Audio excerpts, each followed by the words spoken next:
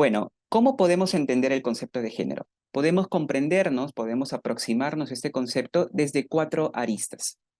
Entender el género como una dimensión de la vida social, como relaciones de poder, como un sistema social y también como un enfoque para el análisis y la intervención. Entonces vamos a ver cada uno de ellos a continuación. Ok, entonces, primero, ¿cómo entender el género como una dimensión de la vida social? ¿No? Este concepto surge la necesidad de comprender, de explicar y de cambiar la situación de opresión de las mujeres, ¿no? Durante los años 60 y 70, el movimiento feminista, el movimiento de mujeres, empieza a elaborar explicaciones, ¿no? Para refutar los argumentos que legitimaban la inferioridad de las mujeres basándose en supuestas evidencias biológicas o naturales, ¿no? Se asumía que la subordinación de las mujeres en el espacio social se debía a una supuesta naturaleza inferior, ¿no? A atributos biológicos de las mujeres, ¿no? Por eso es que, por ejemplo, los argumentos que se daban para que las mujeres no ingresen a la vida política, a la vida pública o que estudiaran, por ejemplo, ¿no? Era que el rol natural de las mujeres era el cuidado de la casa, los vínculos, la familia, ¿no? La maternidad y no el desarrollo intelectual, no la participación pública, ¿no? Y esto se atribuía a una supuesta naturaleza de las mujeres. Entonces, las primeras evidencias que las feministas y el movimiento de mujeres empieza a tener para elaborar estos argumentos están basados en investigaciones etnográficas, ¿no? Antropológicas, en sociedades no occidentales, ¿no? En sociedades fuera de Norteamérica y de Europa, se encuentran que las mujeres y los hombres se organizan de maneras diferentes, ¿no? El valor social que tienen los hombres y las mujeres y lo que hacen también es distinto a las sociedades norteamericanas y europeas, ¿no?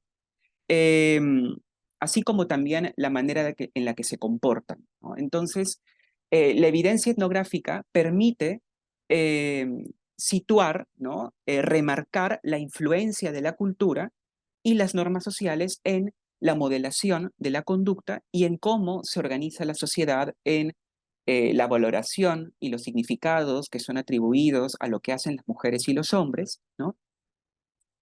Eh, y en cómo los hombres y las mujeres se relacionan también, ¿no?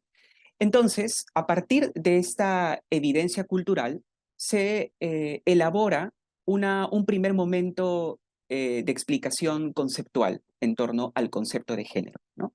Se propone la diferenciación entre el sexo, es decir, los atributos biológicos, ¿no? Binarios, entendidos de manera binaria, es decir, macho y hembra, ¿no? Del campo de género, que serían los significados culturales que cada sociedad atribuye a las diferencias naturales o a las diferencias biológicas, ¿no?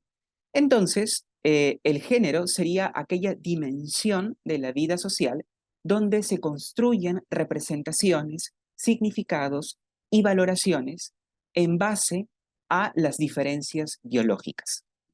Estos significados y valoraciones son propios de cada contexto cultural, social e histórico. Por eso es que no podemos hacer generalizaciones entre todas las sociedades de cómo son las mujeres o cómo se comportan los varones o las valoraciones en torno a su trabajo, en torno a su participación, etcétera, ¿no?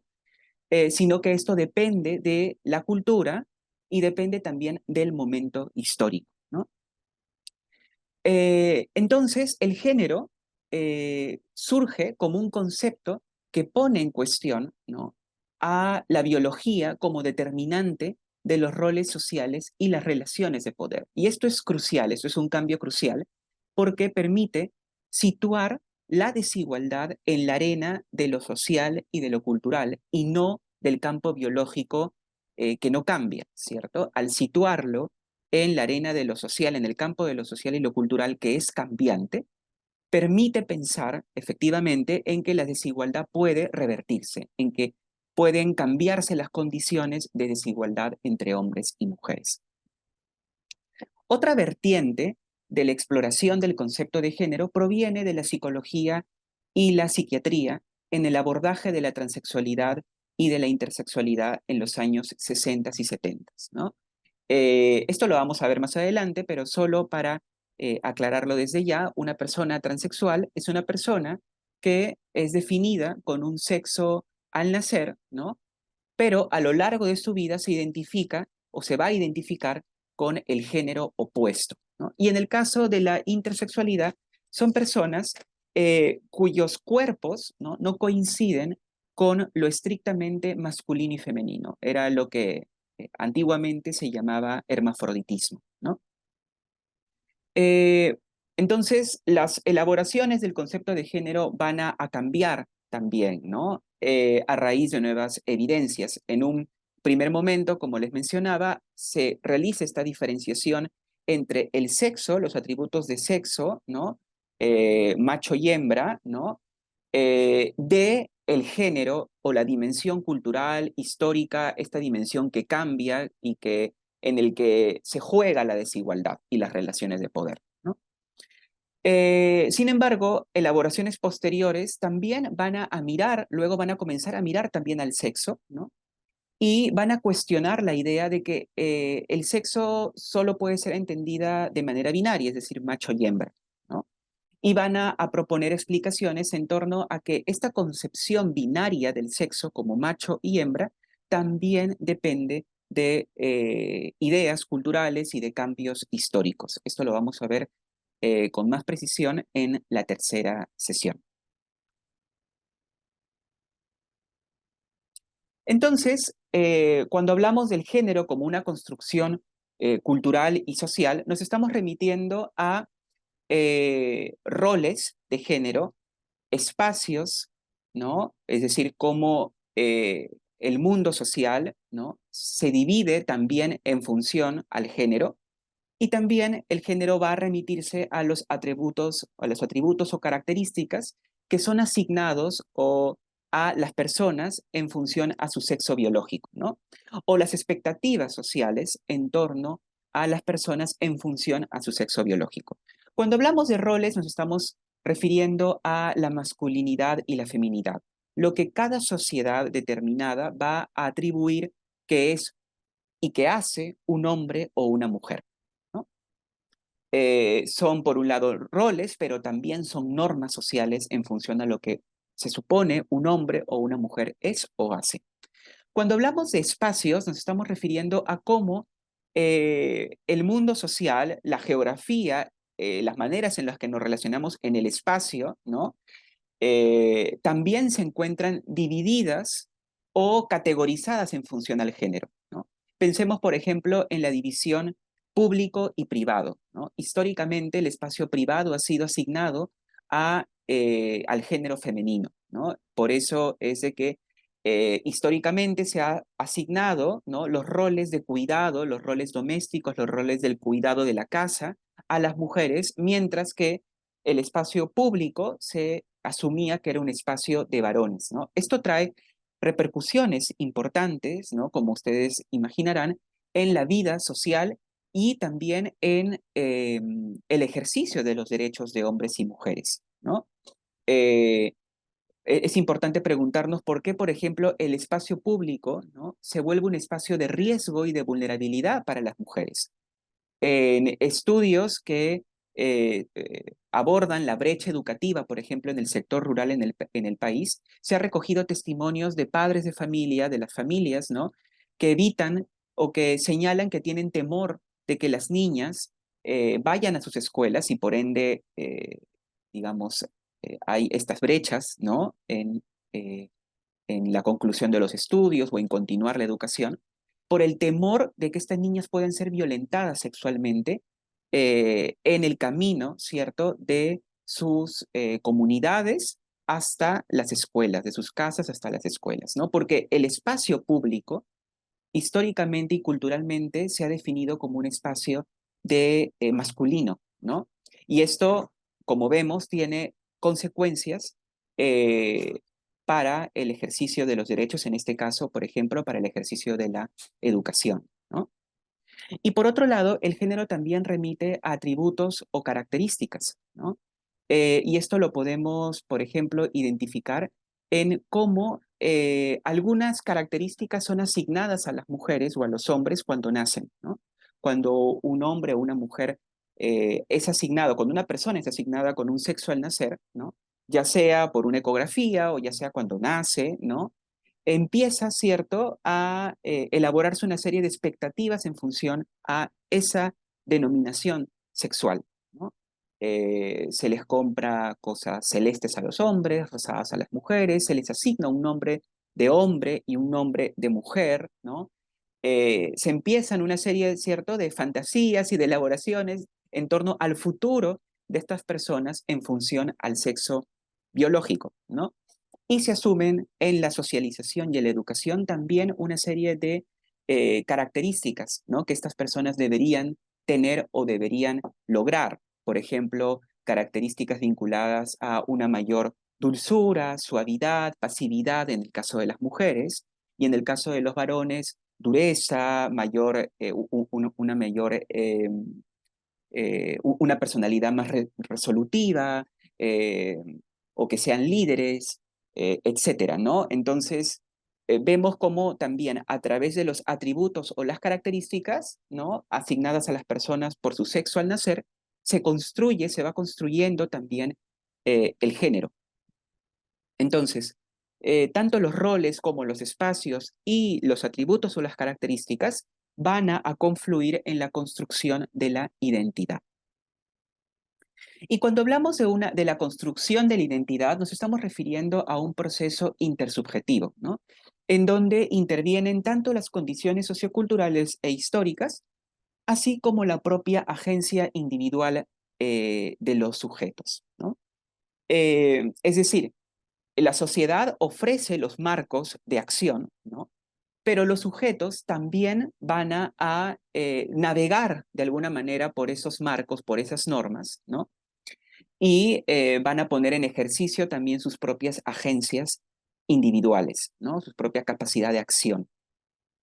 En el proceso de construcción de la identidad de género, los elementos y los valores y los comportamientos considerados socialmente femeninos o masculinos van a ser transmitidos, van a ser inculcados, ¿no? Y también vigilados. Es decir, en este proceso de socialización en el género, tanto para las mujeres como para los varones, no solo se ponen en juego digamos, ciertas normas, ¿no?, sobre lo que es un hombre y una mujer, también va a estar en juego instituciones específicas para la transmisión de estas normas, ¿no? Pensemos en la familia o en la escuela, ¿no? Pero un punto importante aquí es que no solo son transmitidos, sino también van a ser vigilados.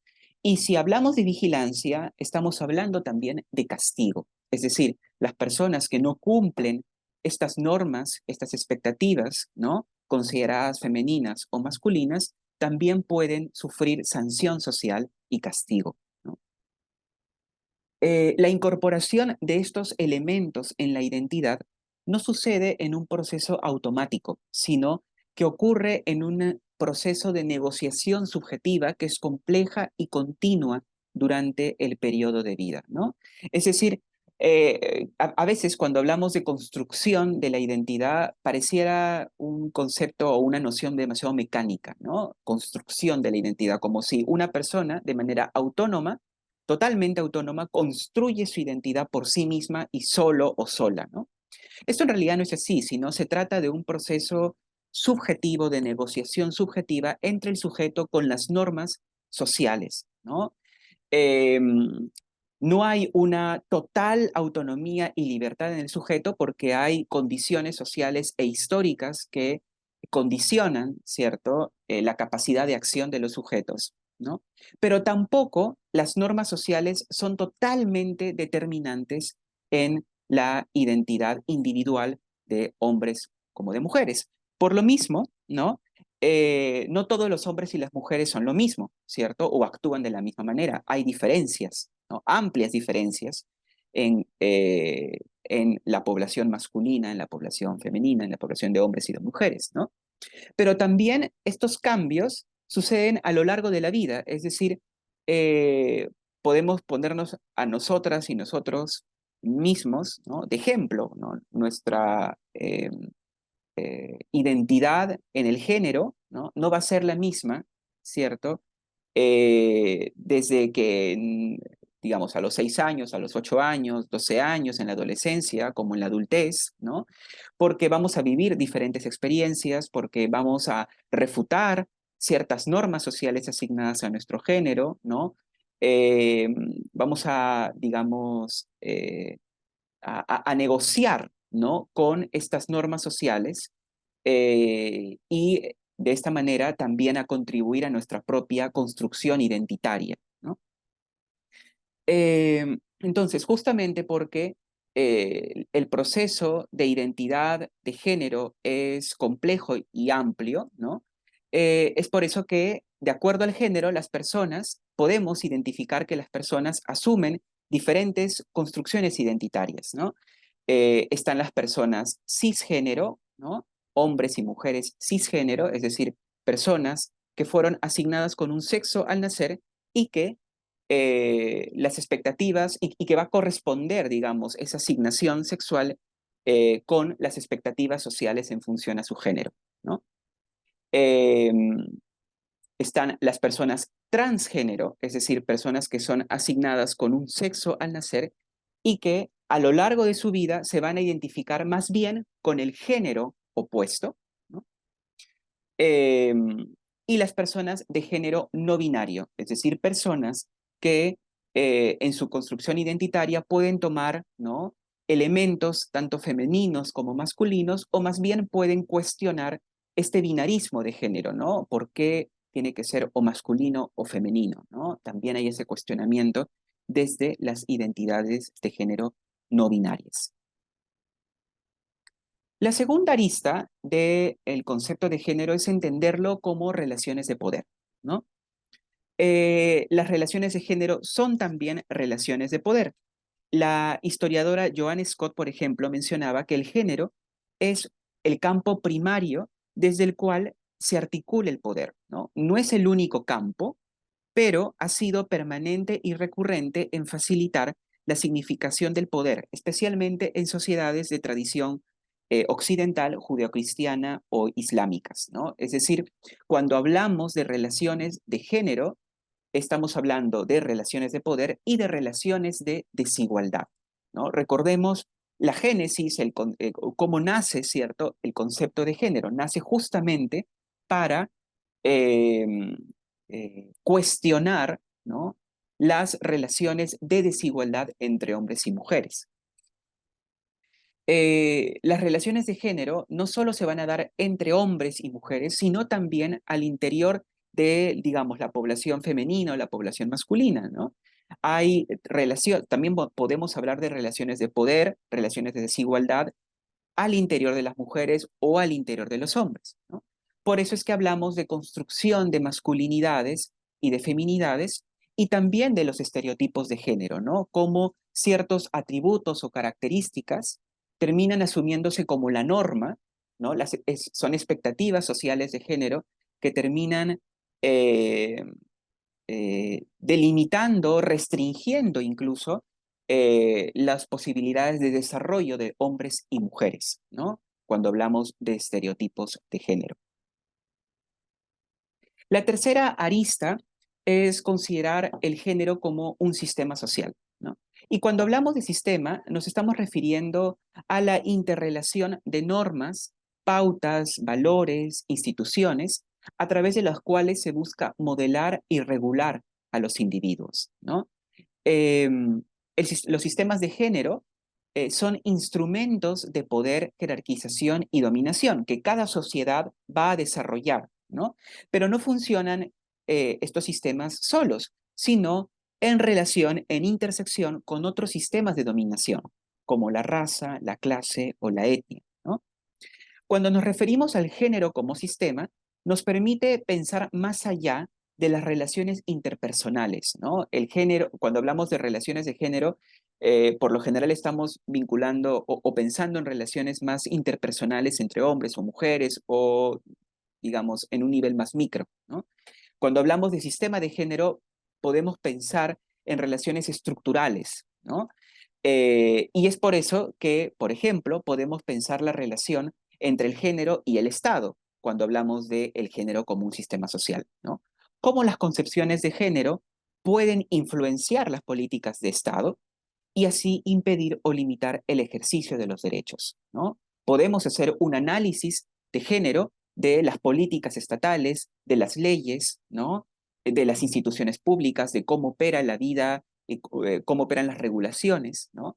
Eso también nos permite, digamos, el concepto de género si es que pensamos al género como un sistema social. Y esto nos lleva a la última arista, ¿no? Desde la cual podemos comprender el concepto de género, que es el género como un enfoque, tanto para el análisis, pero también para la intervención social.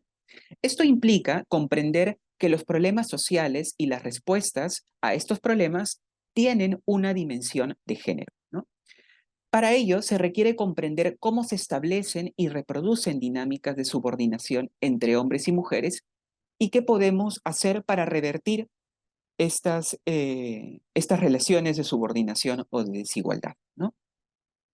El enfoque de género reconoce que social y culturalmente las personas tendrán diferentes necesidades en función a su género, dados que les son asignados roles diferentes, ¿no? O roles distintos, y viven los problemas también de manera diferente, ¿no? Pensemos, por ejemplo, en la violencia de género como un problema social que vamos a abordar en este curso, ¿no? Cuando hablamos de la violencia de género, eh, estamos, y de acuerdo a la evidencia, ¿no? Podemos identificar que no todas las personas se enfrentan y son víctimas de esta violencia de la misma manera, ¿cierto? Podemos identificar que, por un lado, son las mujeres las que sufren mayor violencia de género, pero también no todas las mujeres lo experimentan de la misma manera, ¿no? Mujeres empobrecidas, mujeres racializadas, ¿no? Mujeres de sectores rurales, van a enfrentar la violencia de género con otros elementos, ¿no?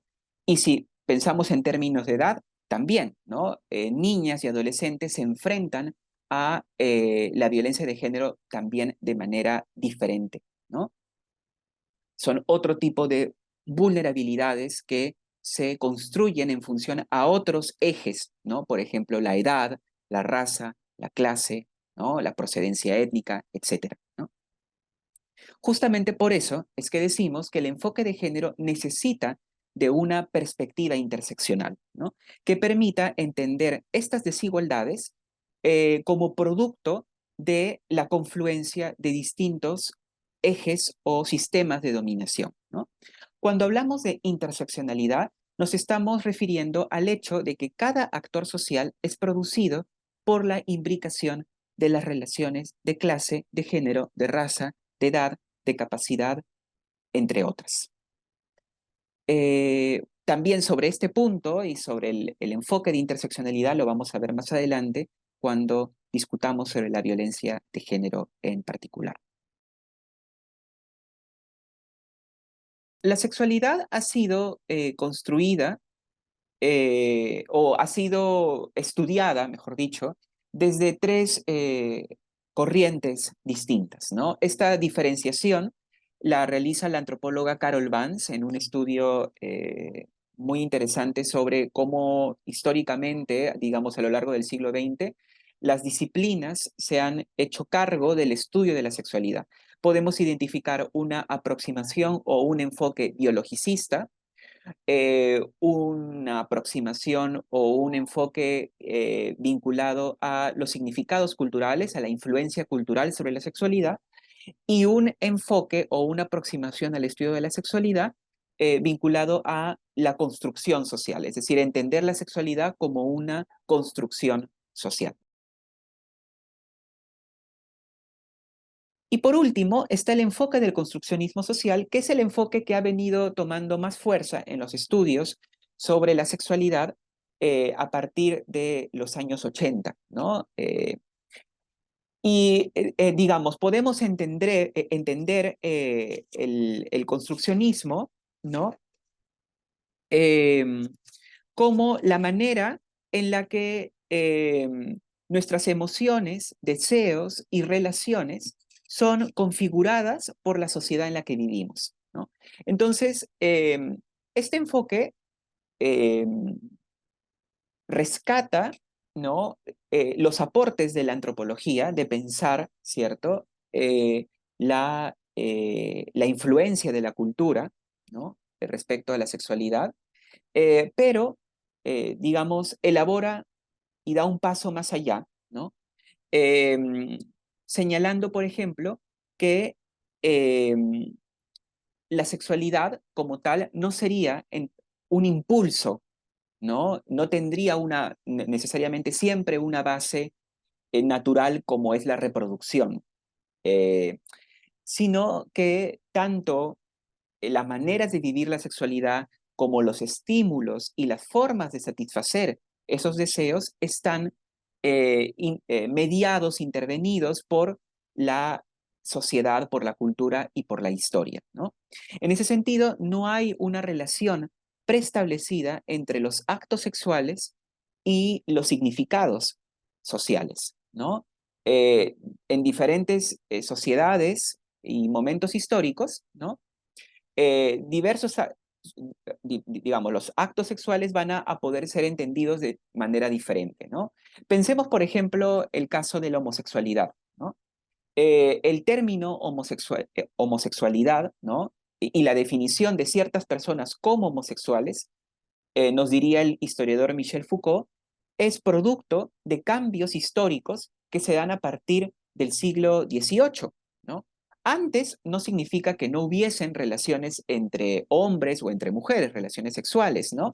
Pero no había la categoría histórica, la categoría homosexual. No había esto de eh, mensajes definidos o pensados para personas homosexuales, no habría políticas para personas homosexuales, no habría identidades gays, lesbianas, ¿no? Habían prácticas, sí, había formas de relacionamiento, pero no había esta concepción moderna, ¿no? De la identidad sexual definida en términos del deseo, por ejemplo, la homosexualidad, el lesbianismo, la bisexualidad, etcétera, ¿no? Esto es muy interesante, ¿no? Porque nos permite entonces pensar cómo los actos sexuales, las prácticas sexuales, no tienen un significado universal, sino que su significado va a depender del contexto cultural y del contexto histórico también, ¿no? La cultura ofrece el campo para la producción de una diversidad de conceptos, etiquetas y esquemas que enmarcan las experiencias sexuales y afectivas, ¿no? Eh, Desde este enfoque del construccionismo social, la sexualidad no sería entonces una fuerza, un impulso que se desborda de los cauces, ¿no? Eh, y que es un impulso idéntico en todos los individuos, sino que las sociedades, las culturas y el periodo histórico va a influenciar cómo vivimos la sexualidad, cómo la sentimos, ¿no? Y cómo la expresamos y la conceptualizamos, ¿no? Desde este enfoque construccionista, se entiende que el cuerpo, sus funciones, sus sensaciones, están incorporados y mediados por la cultura. Eh, es bastante común, ¿no? Asumir que la sexualidad es una dimensión natural y que es una dimensión que no está en relación con la cultura o con la sociedad, ¿no? Otras cosas, la economía, ¿no? La política, lo educativo, ¿no? Sí podemos asociarla como campos sociales, campos que tienen que ver con la construcción histórica, con los cambios, ¿no? Pero la sexualidad se asume que no, que es un campo natural, ¿no? Sin embargo, a lo largo de los estudios que se han realizado, se ha podido demostrar cómo la sexualidad es una de las dimensiones de la vida social más susceptibles de organización, ¿no? Eso nos dice el historiador Jeffrey Weeks, ¿no? Es decir, hay una socialización sexual, diría él, ¿no? Las personas no solo somos socializadas en términos de nuestros roles, no sé, vinculados a a lo que debemos, a las funciones sociales que debemos cumplir, sino también en términos sexuales, ¿no? eh, Aprendemos cómo desear, aprendemos cómo enfocar nuestros comportamientos sexuales, aprendemos sobre el sexo, las prácticas sexuales, nuestras identidades en torno a la sexualidad también eh, digamos, tienen que ver, ¿no? Con cómo la sociedad organiza, ¿no? Y brinda significados a los elementos que constituyen nuestras identidades, nuestras prácticas, eh, todo lo que es la dimensión de la sexualidad, ¿no? Entonces, esta idea de que la sexualidad es un campo natural que no está vinculado a la cultura o a los cambios históricos, no es exacto, ¿no? Es más bien una dimensión que es susceptible de la organización social y de la organización cultural e histórica, ¿no? Eh, Esto no significa que el construccionismo niega la biología, que es también un argumento que por lo general se suele, digamos, adjudicar, ¿no? A este tipo de enfoques. No se trata de negar la biología, sino que el construccionismo pone énfasis en que nuestra comprensión de lo que consideramos natural en la sexualidad también está mediada por la cultura y el contexto histórico, ¿no? Entonces podemos entender que lo que es biológico en la sexualidad, es decir, nuestros cuerpos, ¿no? Y las limitaciones de nuestros cuerpos, eh, deberíamos entenderlas desde este enfoque como potenciales humanos que requieren la acción social para su definición y desarrollo, ¿no? La biología, ¿no? Respecto a la sexualidad se trataría de un potencial, ¿no? Que adquiere significado y desarrollo en tanto que participa de la acción social, ¿no? Este enfoque busca problematizar y cuestionar las categorías eurocentradas de la sexualidad, incluyendo las científicas, ¿no? Es decir, este enfoque construccionista, al pensar que la sexualidad es una construcción histórica, social y cultural, ¿no? Nos demanda cuestionar nuestras propias percepciones y concepciones sobre la sexualidad, ¿no? En vez de proyectarlas en otros, en vez de decir, bueno, esto es así porque a mí me pasa esto, ¿no? O porque mi sociedad funciona de esta manera determinada, entonces va a ser así a lo largo del mundo, ¿no? Em, por otro lado, este enfoque nos permite cuestionar, por un lado, el supuesto de impulso sexual en la sexualidad, ¿no? Nos permite también cuestionar la preponderancia de la sexualidad en la vida humana, es decir, diversos historiadores han mencionado cómo esta ansiedad cultural y social que tenemos en torno al sexo, ¿no? Es una característica de las sociedades de tradición occidental, ¿no? Esto no necesariamente, cómo las sociedades viven la sexualidad no necesariamente es lo mismo, ¿no? Aquí, digamos, en sociedades de tradición occidental, ¿no? Como en otras, ¿no? Eh, También, digamos, el construccionismo social implica cuestionar, problematizar, ¿no? Eh, la idea de que la sexualidad siempre es privada, como lo vivimos en nuestras sociedades. En otras sociedades, la sexualidad interviene en rituales públicos, ¿no? Y en ese sentido no es privada, siempre, ¿no? Y que, sobre todo, la sexualidad no es equivalente a la reproducción, ¿no? Que la reproducción forma parte de la sexualidad, pero no es equivalente en su totalidad.